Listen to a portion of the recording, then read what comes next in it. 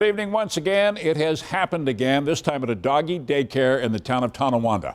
A 5-month-old puppy killed by another dog at that facility. The dog's family now desperately trying to find out what happened that day. And they've hired a lawyer. 7 Eyewitness News reporter Taylor Epps is on the story for us tonight. He was constantly on the go, running and playing and just being a puppy.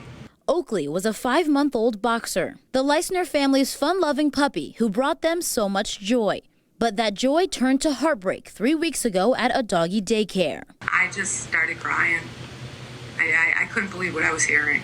Oakley was a regular at Buffalo Barks in the town of Tonawanda. There were a couple times I would pick Oakley up and he'd have scrapes and things like that, marks on him. And I wasn't too concerned at first. On April 2nd, Vicki Leistner says she got a call from the daycare owner, David Vanini, saying Oakley died after being bitten by another dog. He was cold and stiff, so the vet said he had been dead for hours. Leistner says she then asked to see surveillance footage of the attack. I decided, something's not right because they told my husband it happened inside.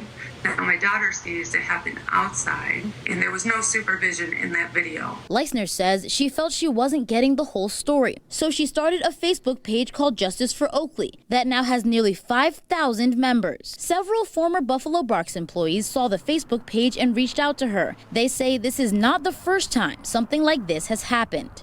I was not surprised to find out another one passed. It was a very hostile environment, I think, very toxic. I know there's been multiple deaths there, and I know that there have been multiple injuries. Never cleaned up so much blood, been bitten so many times in my career that I did that whole entire time at that place. According to Town of Tonawanda police, there have been no other reported incidents at Buffalo Barks before Oakley's death. And many online reviews are positive. 7 Eyewitness News reached out to the owners of Buffalo Barks, who sent this statement saying, quote, "Our team at Buffalo Barks is devastated by this unexpected and isolated event.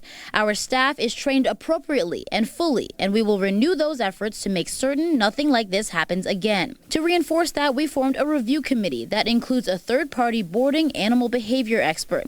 And we have invited the family that owned Oakley to participate in this committee. The Leistner family declined. We hired an attorney, and we're hoping to possibly make some changes. There's an online petition to support this effort with more than 2,000 signatures. The Leistner family also has a GoFundMe page set up to help pay for legal fees. Somebody has to speak up for these dogs that are getting hurt or they're dying. In the town of Tonawanda, Taylor Epps, 7 Eyewitness News.